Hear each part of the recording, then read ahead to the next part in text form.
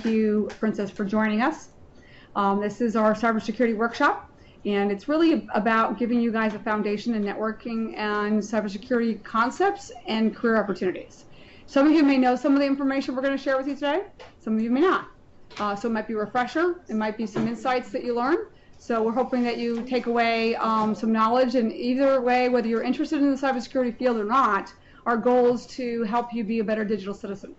That's really what this is about, because everybody needs to take responsibility. When you become an employee at a business someday, being a good digital citizen is important to the company you work for, so that you can protect their data just as much as you can protect your own personal data. Okay, make sense? All right, so we're going to go ahead and get started. And I wanted to first introduce Princess because she's dialing in from DC and has taken this time to really collaborate with us and work with us on this concept of this presentation or this training piece. We shared with her our Unlock the Box cybersecurity information, and they were able to enhance it and make it even better by adding some of their content and some information that I really think is exciting and valuable for you guys. And I really wish this was available when I was your age, because it's just amazing opportunities for you guys. So with that, I'm going to hand it off to Princess. Let her really kind of talk about who she is, her role, and what her organization does in the government. So go ahead, Princess. All back to you. Well, hi everybody, I'm Princess Young, and I work for the Department of Homeland Security, as Lori said, and thank you all so much for letting me be there virtually. Sorry I'm not there in person, but hopefully I'll be able to make it out to one of these awesome events in the future. I hope you all are having fun. You all sounded like you were pretty excited to be there, and you've learned a lot so far. And since we only have a little bit of time, I'll quickly tell you a little bit about DHS and why I'm here to talk to you all today as well. So raise your hand if you think you have an idea about what DHS does. Any ideas? Couple people? All right. Well, raise your hand if you've ever flown on a plane or gone to the airport. Awesome. Well, if any of you have ever had to go through the airport, probably put your luggage through the x-ray machine, you maybe had to do this really cool pose in the x-ray machine, maybe took off your shoes. Well, those are our friends at TSA, and they're in charge of keeping the airways safe so we can travel happily and healthily. If you have ever gone to the ocean, there is actually a very good chance you may have seen the Coast Guard out there protecting our international waterways. That's extremely important. And we even have folks like the Secret Service who are in charge of keeping the president safe and other dignitaries from other countries that come and visit our country. So that is kind of DHS's mission, to protect the homeland, to protect Americans, no matter if we are driving, we're on a train, plane, or walking around through different national park services, etc. We're here to keep you all safe. But my office specifically is in charge of making sure we keep the internet safe for everyone, specifically the .gov domain. So if any of you have ever had to maybe write like a research paper, and maybe you've gone on nasa.gov or whitehouse.gov or hopefully dhs.gov, those are all .gov domains. That means that they are government websites, and they have government and citizen information that we have to make sure we keep safe. So because the internet is a huge, vast place, that means we need really smart, strong cybersecurity professionals to keep us safe as well. So my office is in charge of promoting scholarships and internships and other resources for you all that I'll talk more about later. But please let me know if you have any questions during the presentation. I'm also in the Yammer group, so happy to answer more. But just quickly, a little bit about me as well. I'm from Idaho originally. I actually got my degrees in business and music because I love people and I love to sing. And so then I ended up going back to school and getting my degree in cybersecurity. So we'll talk more about cyber careers a little bit later and how you can consider being a cyber professional one day. But with that, I'll hand it back over to Lori. All right, thank you, Princess. Okay, so what we're going to do now is we're going to, and Princess is going to join us again on a couple slides as we go through this. We're going to tag team back and forth. We want to just talk about some foundational concepts or some vocabulary with the internet. So some of you may be familiar with this, some of you maybe not. But there's this concept of a server, and I apologize for you guys here in Westbury, but that's the picture of the people are kind of behind that word that says server there. And so how many here know what a server is? Okay, a few of you, some of you have no concept, some of you do, which is great. So, the server concept or technology has evolved. For me, being in this field for 35 years, that picture that you see in the background with the lights and the racks, I've been involved since the mainframes, where they were this big room full of computers, and then we went to these small little boxes that were kind of the size of this, maybe the speaker or bigger, maybe twice the size of that were file servers. And then we went away from the mainframes to these file servers, and now we're in the cloud. So now these big boxes are no longer in these buildings anymore, but they're in these data centers with these racks. So there's an evolution that's kind of taken place, and I kind of look at it as almost like we're going back to the mainframe days, right? To these big rooms full of computers, but just a higher processing capability and servicing many more people, right? And many more types of business applications. So this is, typically some terms that you're going to hear, and we're going to go through some vocabulary in regards to this. So DNS. So anybody here or know what DNS is? Okay, a few of you. So this is domain name services. It's key to understanding how the internet works and how what we call name resolution actually happens. All right, so we take an IP address and we turn it into a name that you resolve. So google.com, you're familiar with that, right? If you were actually to look up its IP address, you could do that, all right? So this is how name services works. It basically translates the IP address into a name and the name into an IP address so that communication can happen. So let's kind of look at it from a different perspective, something maybe you're used to, right? So think of a physical address of a house. So you may have all these different numbers of a street address and people who live at those addresses. And then you think about, okay, so if there was a .com or a domain or .us or .org, same thing. There's a name and there's a website that lives at that address. And that turns into an IP address that's there. That's a dedicated number that you can resolve to that address of that IP. Okay, and so then we think about, all right, so we've got IP addresses and we've got DNS and domain names. What is this thing, Uniform Resource Locator, or URL? Anybody understand what that is? Yes. It's like the title for like a website. Let's say you want to type in Google. You write www or just. And exactly, there it is on the screen. So www.google.com. And so we have the first part of it, which is HTTPS, right? That's the first aspect of that URL. So what is that? That's Hypertext Transfer Protocol. Anybody want to name any other types of protocols? Yes, Rafi. Secure shell. Yep, secure shell. What about some other ones? Anything like FTP, you guys familiar with that, right? Oh, so there's all these different types of protocols. This one happens to be Hypertext Transfer Protocol, which is really what you use for websites and for browsers, okay? And then we basically we got to go down the line here of what this looks like. So we now go to the www. What does that stand for? Yes? World Wide Web. Yep, World Wide Web, okay? So great, some of you guys are really familiar with these concepts. Some of you, this may be new concepts and you're just trying to grasp it. So the Google, what is that? What part of the URL is that? That's the internet domain name, okay? Anybody here own their own internet domain names? I've got lots of them. So, Anita, you have one, right? You have one for your not-for-profit organization, right? So fantastic. So you had to go out and buy that, right? You had to go out and buy that domain name. So these are, how you acquire these. Highly recommend if you're a student and you have, $12 a year, you can go buy your name, okay, before somebody else does. So, it's a great thing to have because you might use it someday, right? And of course, then the last piece is our tag that we have here. So let's see if we can get this to come up. Here we go.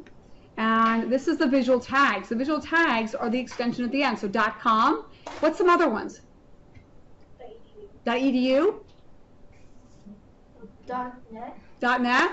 .gov. .gov, yeah. So lots of them out there, and there's more and more coming, yes. .co.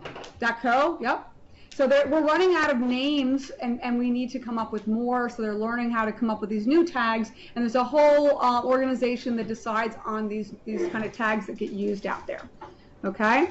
And then I wanted to kind of share this. When we do our more troubleshooting programs, we kind of go into more deep of this topic, but I'm just going to stay high level here. So there's this concept of each of the devices that we use has an IP address, and that's how you know how to find the information or get back to that device, or how the resolution for that website you're trying to get to knows how to to present that to your PC. So you have this IP address. It can be a defined IP address or something you get dynamically. So meaning you could actually make an address that never changes on your machine, or you could get one like they call leasing it. And so your DNS server gives you an address. So in your house, you're going to have this device that potentially would do that for you, your cable modem, right? And we'll talk a little bit more about that.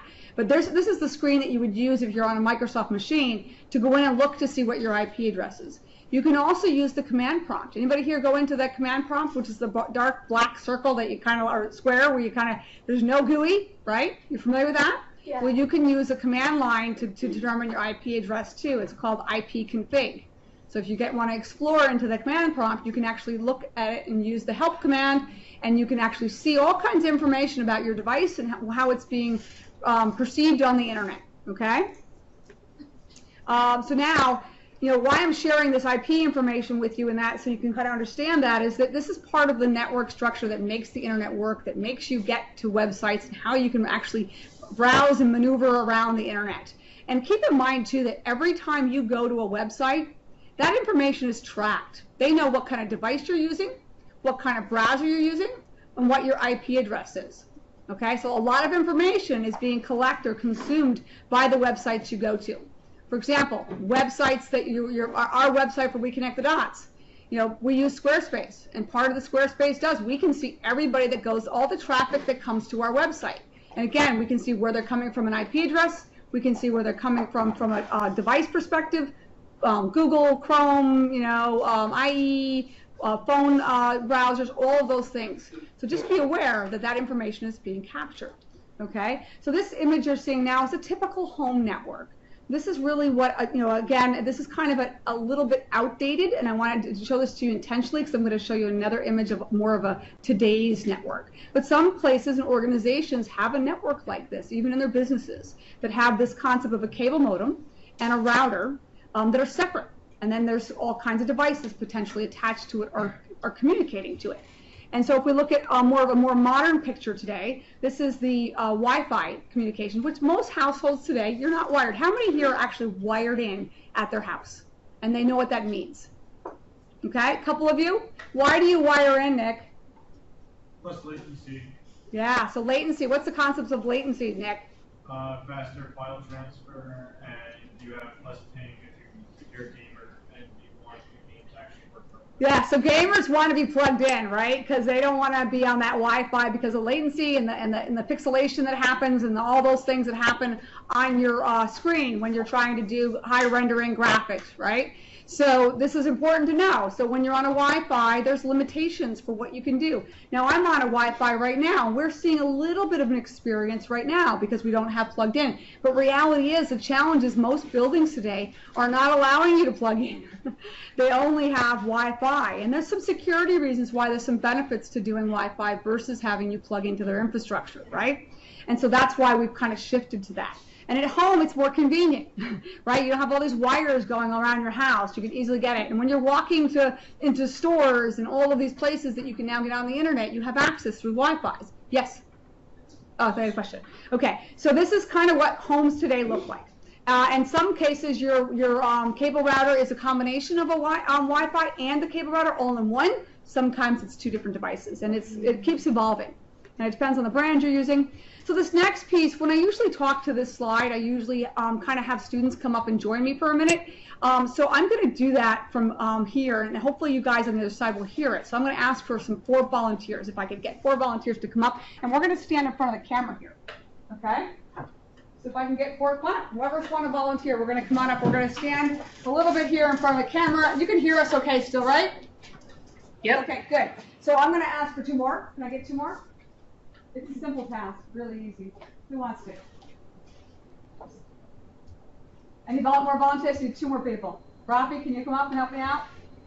Okay, and can you help us out? All right, fantastic. So, all right, so this is the concept of how, we talked about DNS, we talked about IP resolution and domain name services. So let's talk about how it actually works. So I'm going to give one of you my cell phone, okay? How about you? You're going to be the client. Okay, so you can hang out over here, right? So Rafi, you're going to be the DNS server. So you're going to hang out right here, and you're going to be at the .com server, okay? And then you are going to be bob.com, Okay? Bob? You're the website. You're going to be Bob.com. So you're going to stand right Bob. here, Bob, okay? So we have these 4 entities that we're going to kind of talk through, and this slide gets into more detail, but I want to do it from a kind of a easier grasping concept so you can understand. This happens in milliseconds, right? But we're going to show it how it really happens. So you bring up the phone and you bring up a browser, right? So you're going to go in and you're going to have to pretend you're on the phone, right? And you're bringing up a browser. First thing you're going to do is put the URL in there, right?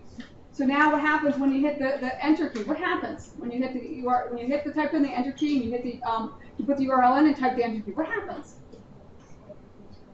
It just shows up, right, magically? Okay, but what's really happening on the back end? So really what's happening on the back end is maybe you're connected to, if you're on cellular, that's a whole different ballgame. But we're going to talk about if you're on a Wi-Fi network, in this case, or at home, okay? So if you're at home, your router that you have in your basement or in the kitchen or wherever you're housing it is going to be your first line of communication. So it's going to say, hey, I know where that address is, and it may give it back to you because it's called caching it. It caches that information. But if you've never been to that website before, it might have to go someplace else to find that information, right? And if you hit the refresh on your browser, it's going to force it to go get that fresh information, okay? So Rafi's going to say, hey, I don't have that information. Let me go find it. Now, if it's a .com, we're looking for Bob.com, right? That's where we're trying to go. So we're going to try to find Bob. So, okay, so Rafi's going to go, well, you know what? I know where the .com servers are. So he's going to go, because he's got a table or a directory structure on him that he knows where all the .com servers are. So he's going to go talk to the .com server, which is over here, okay? So Saeed's pretending he's at the .com server. And you can look these up. There are .com servers out there on the internet. There's a whole listing of them. They're usually where? Does anybody know? Where do they live? Company? Big companies, or usually government. I think most of them are either government entities or big universities who started the internet structure, okay? And there are a limited number. I think there might be 8 of them. But you can look that information up in Google, okay? So now what happens is you go, hey, I know where Bob.com is, and you basically pass that information back to Rafi, who then passes it back over here to the client, who now opens up the browser. Now that happens really fast. But that's how the data packets are kind of transferring around, okay? It's a simplified explanation, but enough for you guys to understand that it's not just magic. There's some things that have to happen on the back end to communicate there. And the reason why I'm explaining this to you, because when we start to see the next few slides that we're going to talk about where things can happen and go wrong is where a cyber attack can potentially happen in between these points that we're talking about here, where something can get in between you and the destination you're trying to go to, okay? Thank you. You guys can sit down. All right. So hopefully that was helpful and you guys understood that a little bit better. Okay. So we want to get into talking about the careers and the potentials here. So there are the IT jobs that are growing right now is 90% growth, or 3 times faster than all IT jobs in cybersecurity. So that's why Princess is joining us today, because she knows that, they know that they really have a need for these types of careers. And how do we make sure students know this, that there's a huge opportunity here for us in these fields? So we want to really be able to, talk to this and share information with you. And there's 200,000 open cybersecurity jobs and growing in the industry right now. And this is coming from the data that references these are coming from is Burning Glass Technology. So then you can look this information up, but it's pretty accurate. And Rafi here, who's in the audience with us here today, played a big part of collecting this information and doing some research on this and finding all this information. So thank you, Rafi, for helping us to kind of bring this to life and doing this presentation. Okay, and so some of the information that you can go look up, here's some salaries. We wanted to share this with you because you can see the potential here of what's going on here and how much that you can do to, to really earn a living, and how you can sustain yourself and your family with careers like this. And I know it's, we're in Long Island and it's expensive to live here, and some of our parents are really concerned about, are their kids going to be able to afford to live here? These are careers that you can definitely sustain, more than sustain your family in. And if you look at the base salaries, now this is the high end. If you go to the website on Computer World, this is a 2017 survey. You can find the low end or the entry-level jobs as well, but we wanted to kind of give you the high end so you could see where you potentially have the growth opportunities to, so that you could see that. Now, we focus in our programs on these concepts here on the right. They're in color. This activity that you're going to do after this presentation are really going to drill into these concepts of synthesizing information, problem-solving skills, critical thinking skills, solid communication skills, and really this is the skill set that is needed for both the developer, the coder, anybody in that field, as well as those who want to be in the cybersecurity field. So I want to go on to the next slide. All right, so this one I'm going to hand over to Princess to talk to, so we can go ahead and talk about the Centers of Academic Excellence. So back to you, Princess. Perfect. So as you all can see, the really nice green and blue map on there, these are what we call our Centers of Academic Excellence. And so if you look, you can see, for example, the state of Montana has 1, but then we have the state of Arizona has 4, and Texas has like almost 20, which is pretty awesome. What these Centers of Academic Excellence are basically are universities and other schools in these states that have essentially aligned their programs, their curriculum, all of that to standards set by the government. And these are standards that the government has said, okay, what does a cybersecurity professional need to know? What kind of real-world experience do they need? What kind of classes should they take? What kind of lab should they go and do studies in? And what kind of research should they do? And so you can actually check out these Centers of Academic Excellence and consider going to one for your college career, actually, because they may have scholarships there. But if nothing else, they're going to be really top-notch schools for you to consider if you want to be a cybersecurity professional one day. And a few slides later, as well as on the Yammer account, I have a website that you can go to see these specific schools, just so you know. And I think the next slide might be mine too, Lori. Yep.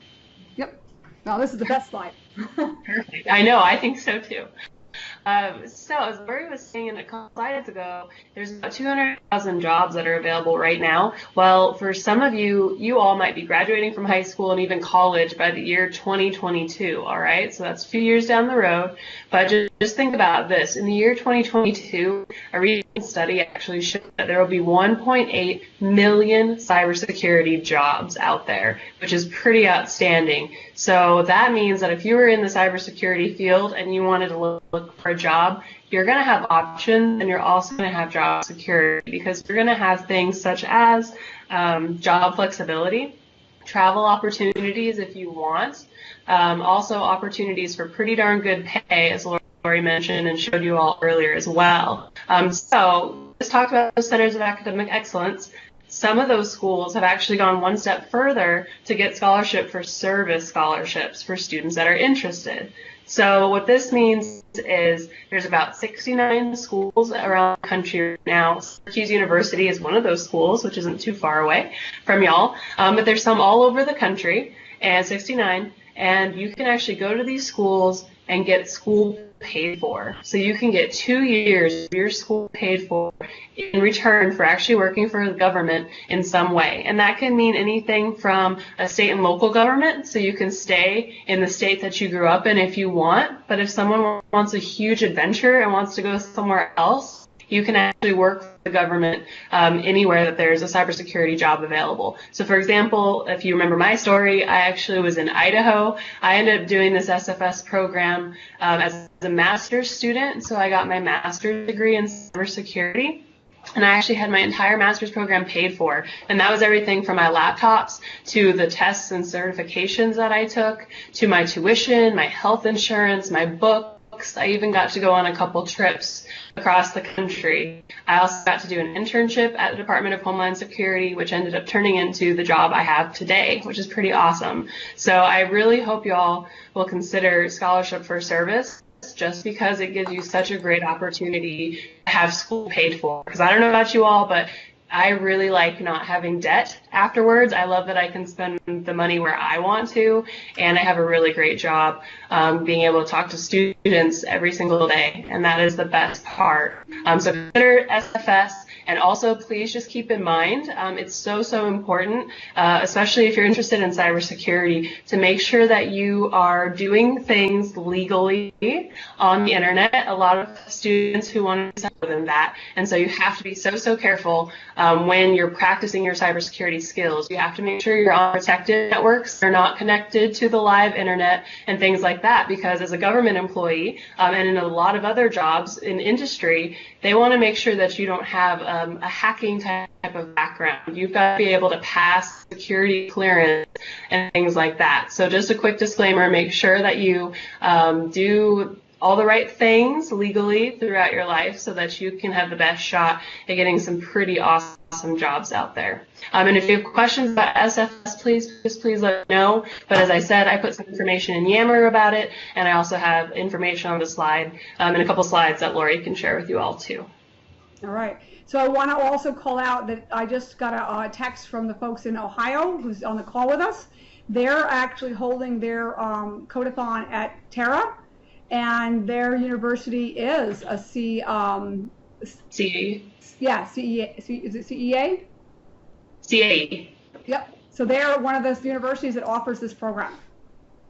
Awesome. So that's very cool. So I did not know that, and so they're probably very excited there to hear all of this and have their students hear this, because the university the students are at is one of the universities they could go to get involved in this. Yeah, if you have time before you graduate, check out these schools, go take a campus tour, go check out their cybersecurity labs, and see if that might be something that interests you.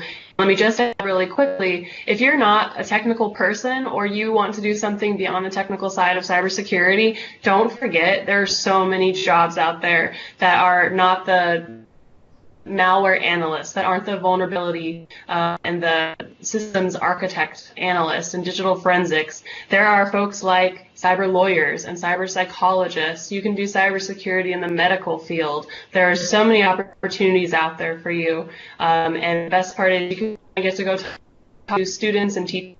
Make sure that folks know how to be safe online, as well as the resources that are out there from the Department of Homeland Security. So I love it, and just remember, if you leave today thinking, I don't know if cybersecurity is for me, just go out and check to see what other jobs are out there, because it might surprise you. There's some pretty cool ones for sure. Okay, thank you. All right, so let's go on to the next slide. This one's still, no, this is back to us. Okay, and so as this kind of leads into that too. So there's other that we just put a list out there. These are again from Computer World, and as I said, I would probably use the references that Princess is putting into Yammer as your best point, because of the fact that those schools are offering these programs and you can get a free education. That's huge. And you know, I look at this from an industry person who's been in the industry for 35 years, that those folks that are in the cybersecurity field today are really excelling and they're making a lot of money. And so if you go work for the government for a few years and then decide afterwards that you want to go into the, out of the government into the consumer world out there and the corporations, that you could do really well, or maybe even start your own cybersecurity company if you're an entrepreneur. Just a great opportunity.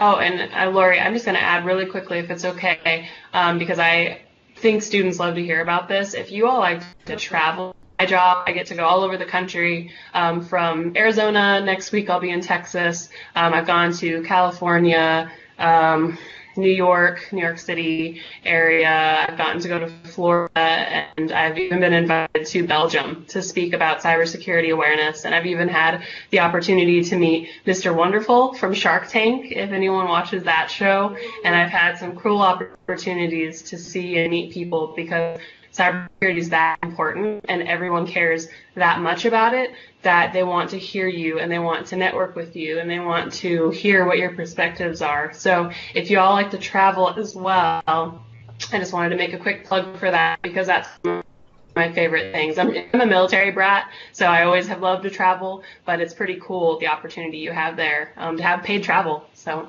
that's it. No, I agree. Fantastic opportunity. So thank you. All right. So and we'll be hearing more from Princess in a few slides. This is just a really, a slide is what is cybersecurity, right? This concept. I'm not going to read the slide, but cybersecurity means different things to different people. right? But there is really this kind of defined the state of being protected against the criminal or unauthorized use of electronic data, right? And of course, the measures taken to achieve that kind of malicious intent. So, less formal is a definition of security against electronic threats. We're going to talk about attack vectors. That's really what we're going to focus on for the next few minutes. And I'd love to hear some experience from you. But we're going to first, before we get into the specifics of attack vectors, we thought we'd share, I think we've got like 3 slides that Princess is going to go through. The first one being the IoT, if you've heard that concept, or the Internet of Things, which is really something that's exciting, and it's really your generation is really starting to take advantage of this concept of this connected world. All right. I'm sure I could easily cover this as well, but these are some of the slides that we wanted to make sure we told you all about. So raise your hand if you have a smartwatch or a Fitbit, or if you have a Google Home Mini, or you talk to Alexa. If you have any of those types of things in your house, or your parents or siblings do, they are connected, or you are connected to the Internet of Things, or the IoT.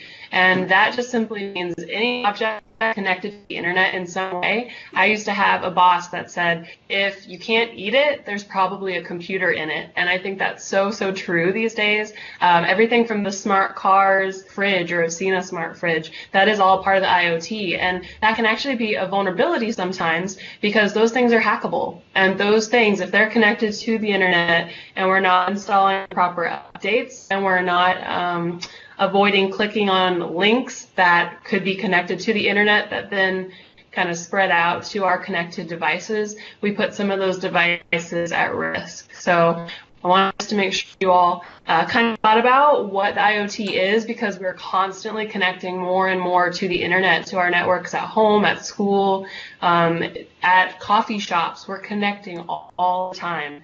And so as the slide says, secure that network and think about what you're downloading, what apps you're downloading, and make sure you're doing those updates. Because those updates, like I like to tell people, they're not bigger or change the color scheme. It's also because they're patching that software. They're trying to they found some sort of vulnerability in that software, and now they're trying to update it and patch it up for you, so you don't become you don't have a risk with your system. So that's IoT. And the next one, I know you all know, using those strong passwords. I'm not going to call anybody out. If you do not have a lock screen on your phone, please do that today, okay? Whether it's the fingerprint scan, whether it is the pattern lock, whether it's the good old 4-digit PIN, please consider getting a lock screen or having some sort of password protection on your phone, because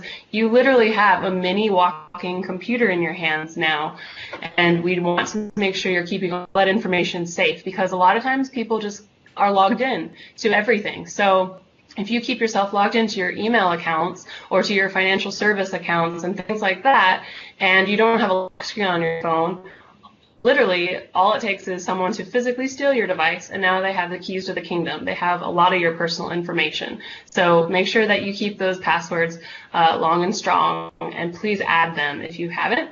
Similar to the IoT, keep that software up to date, and be thinking about, here my screen's a little bit small, so do not connect to things automatically if you can help it. Our friends at the TSA did a presentation a few weeks ago with our team, and they told us that there are actually people who will go to an airport, buy a ticket to wherever, it doesn't matter, because they're actually never going to get on the plane. They're going to look for a cheap ticket, maybe a one-way ticket, $30, $40 to wherever, and they sit in that airport terminal, and they actually will go and look for other people that are connected to the internet as well, and try to take information off of the network because it's free Wi-Fi. So TSA, it works really hard to protect people in the airports against that type of crime, but you have to do your part too. So if you don't need to be connected at that moment, avoid that if you can at all. Also, be careful what you're posting and when. Something I see a lot of my friends do, they'll actually post when they're on vacation, or they'll tag where they are, like if they're at McDonald's, they'll tag themselves there. And the downside is, sometimes we don't always realize who sees that information. So even if it's our closest friends, you may have several hundred friends on your social media accounts, and they may not be as close to you as you think they are, and you don't want those people knowing where you are, because that also means they know where you're not. So if you say, hey, going to the Bahamas with family for 4 weeks, see you later, they now realize, oh, that person, there's no one staying at that person's house, or, oh, I wonder what could be found if we go check out their car. So you've got to think about some of these attack vectors or these vulnerabilities that a criminal can enhance or take advantage of. That's it for mobile devices for me. Okay. And so then just the last one for me is social media safety. So as students, I'm sure you all are on, or most of you are on social media platforms in some way. And I am not your mom. I'm not going to tell you what to do, but I do just want to make sure that you're thinking about the things that you're posting. Just like I said, if you check into something, that means people know where you are and where you are not. With January is actually Stalking Awareness Month as well, and that can even include online stalking. So really think about where you're posting, how you're posting things, what you're posting. Just one last example about that, because we talked about cyber careers a second ago. There was a student a few years ago who got a full ride scholarship to play basketball for this top tier school. He was so excited. And then a few weeks after he got the offer for a full ride scholarship, they actually took the scholarship away from him. And if anyone has a guess why, it had to do with his social media account.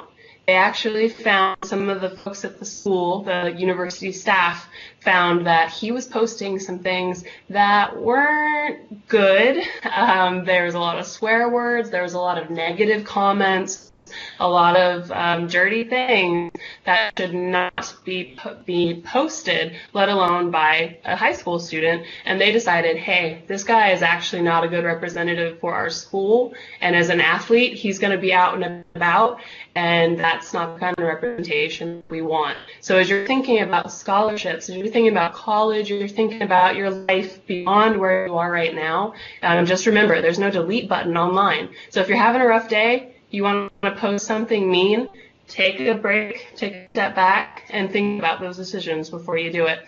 Also, keep in mind that other people are watching what you're posting as well. Those are kind of social media safety tips from us, and I'll hand it back over to Lori. Okay, thank you. All right, so we're going to talk a little bit about attack vectors, all right?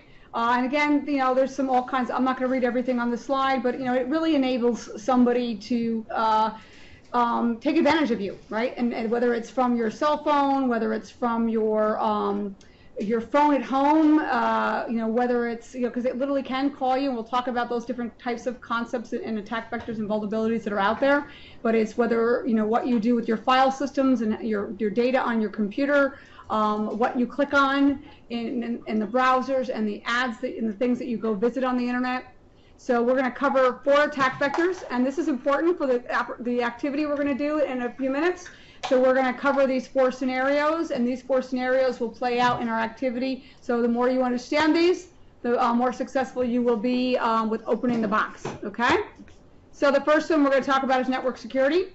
So this is really about people potentially stealing data over Wi-Fi, which Princess talked about at the airport. That's the scenario we're going to show you in a minute is really what that's about, is them getting in there. They may be doing the evil twin network. They may be doing this concept of the man in the middle, or they may just be doing packet sniffing and looking for data and looking for your password and information that you're putting through on your computer and going onto that Wi-Fi that's open at the airport, or a Starbucks, or wherever you go to get access to free Wi-Fi, right? These are the places that they're going to go and attack, and I'm going to show you some examples of each of these. So we think about this first picture is a picture of potentially a secure network. This is what it would look like if you were transferring money from your laptop and you were going to do a bank transfer. Maybe you're going to put some money in your PayPal account. How many here have PayPal accounts? Right? A lot of you do, right? So this is this is a kind of a way to keep and manage money digitally for yourself so that you can then buy things online. right? And you may have a debit card or something, and you're using that to buy stuff, or you're transferring money from your debit card into your PayPal account. Are you going to do that at Starbucks? No. No, right? You're going to do that at the airport? No. So you want to be doing that on a network that you know is trusted. Your home network, if it's secure, make sure it is. And if it's not, talk to your parents about having you help them make it more secure. Okay? And again, if you're in your school, you know, if the school networks should be secure, but obviously if it's an open network at the school, it's still a risk. So be careful of where you're doing this, these types of transfers, and how do there are ways to tell whether or not you have what's called an SSL or a secure connection to the connection you're going to. And that's that. What is it from a visual perspective that you see, Saeed? It's that like green lock that you would usually see on like right before the HTTPS on the HTTPS is one good example, and the lock, right? But does that mean you're really safe? No. It doesn't matter. It's not about the website. It's about your actual connection.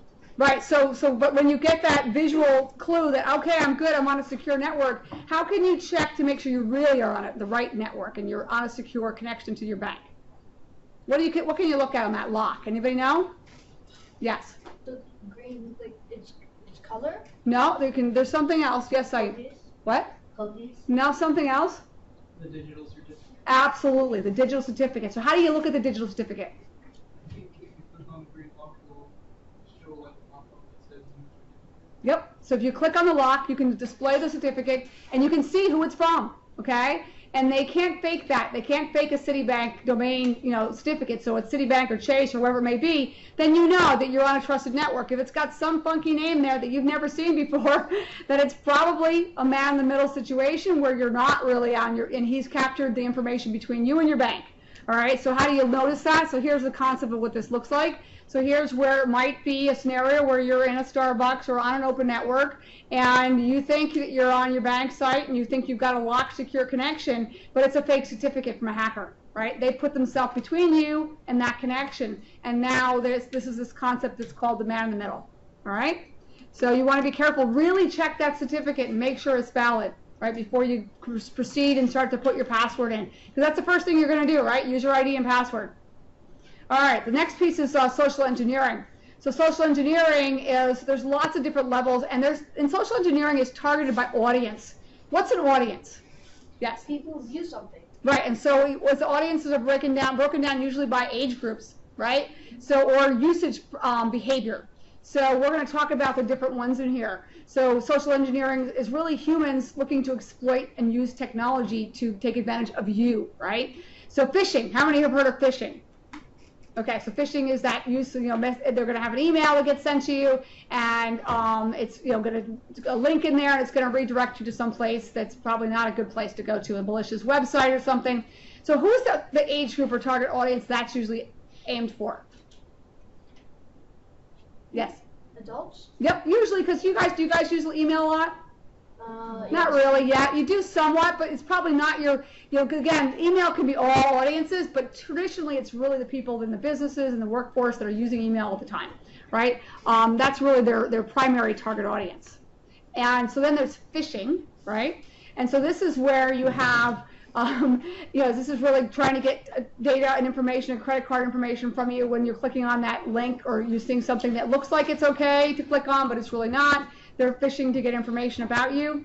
And this is, again, another target audience from traditionally, all audiences can be at risk for this. And then there's vishing. This one is really, I think, more so a different audience. And so anybody have an idea when they use a phone call or they leave a message and say, hey, this is your bank calling. We need you to give us our social security number because your account's been breached. Can you call us back, or can you give us your social security number? Who are they targeting for that? They're targeting the people who don't understand technology. And who might they be?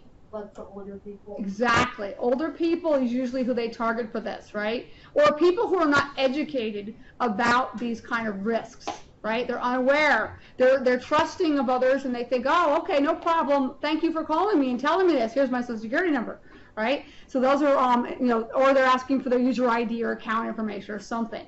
Smishing. This is a great one. So this is new on the cell phones. This is about text hacking. So who's at risk for this? Us. Yes, you guys, and everybody that is, primarily, the younger generation that does more texting, but it could be, again, all audiences. Okay, so now let's go on to how to prevent this stuff. So there are lots of things that you can do to prevent this, pop-up blockers, ad blockers, anti-phishing tools and things, and Cyber Protect, which is, we'll talk more about ransomware. That's the scary one that's out right now. But educating yourself is the most important thing you can do to keep yourself from getting in trouble.